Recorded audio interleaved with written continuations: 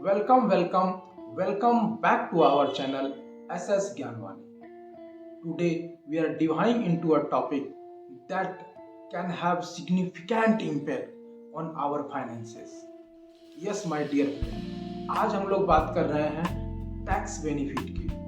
Tax benefit जो हमारे लिए बहुत ज़रूरी हो जाता है अगर आप एक सर्विस होल्डर हैं, आप एक बिजनेसमैन हैं, अगर आप अपना सेल्फ का कोई बिजनेस चला रहे हैं तो भी टैक्स बेनिफिट आपको समझना बहुत ज़रूरी हो जाता है। आज हम लोग जानेंगे what's are tax benefit and types of tax benefit और कॉमन मिस्टेक जो लोग करते हैं। और चौथा हम लोग जानेंगे अधिक से अधिक टैक्स को कैसे बचाया जाए। तो आइए शुरुआत करते हैं। टैक्स बेनिफिट हमारे लिए गवर्नमेंट के द्वारा दी जाने वाली इंसेंटिव से कम नहीं है। जी बिल्कुल, यह हमारे सेविंग को बढ़ाती है और इन्वेस्टमेंट के लिए भी यह बहुत ज़रूरी है, क्योंकि टैक्स में बेनिफिट पाने के लिए हमें इन्वेस्टमेंट करना पड़ता है। इतना ही नहीं, यह सोशल दृष्टिकोण से भी बहुत ज़रूरी है, क्योंकि अगर हम अपने इनकम का कुछ भाग डोनेट करते हैं तो वह हमें टैक्स बेनिफिट के लिए मिलता है।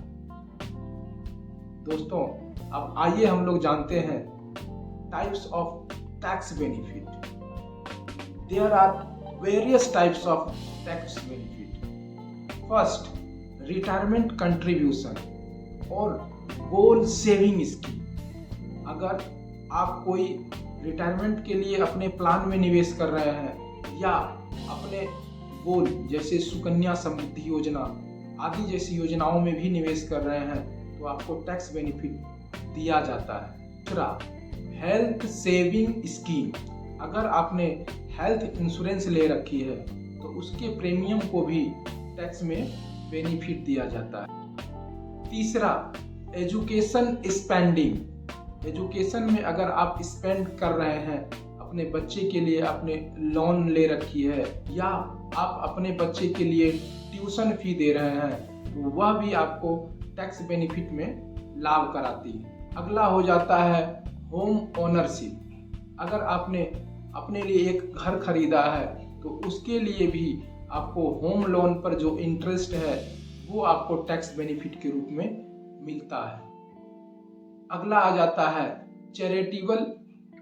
अगर आपने चैरिटी की है, कोई भी दान किया है, किसी फाउंडेशन में पैसे दिए हैं तो वह भी आपको मिलता है टैक्स बेनिफिट के रूप में। उम्मीद है टैक्स बेनिफिट के इन 4-5 चीज़ों को आपने नोट कर लिया होगा।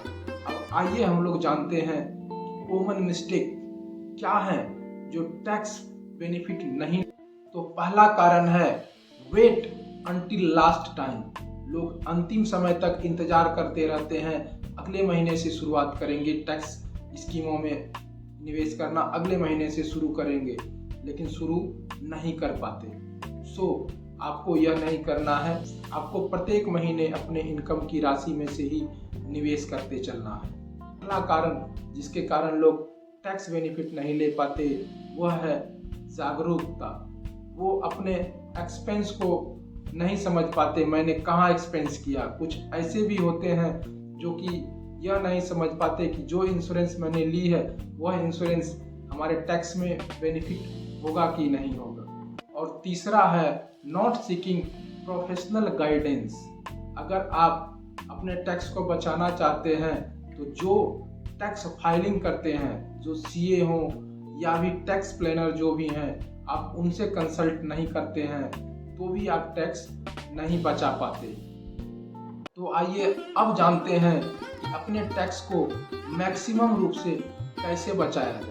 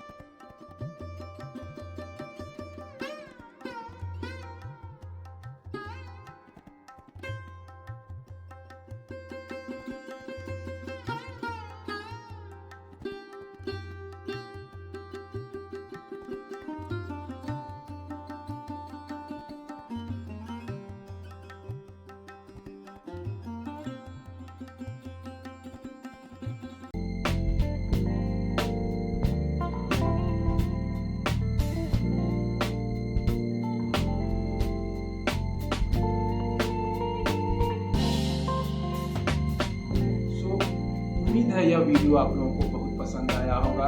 अगर आपको पसंद आ रहा है यह वीडियो तो डेफिनेटली लाइक करें और दोस्तों के साथ इसे शेयर करें, ताकि इस फाइनेंस के एजुकेशन को सभी तक हम पहुंचा पाएँ।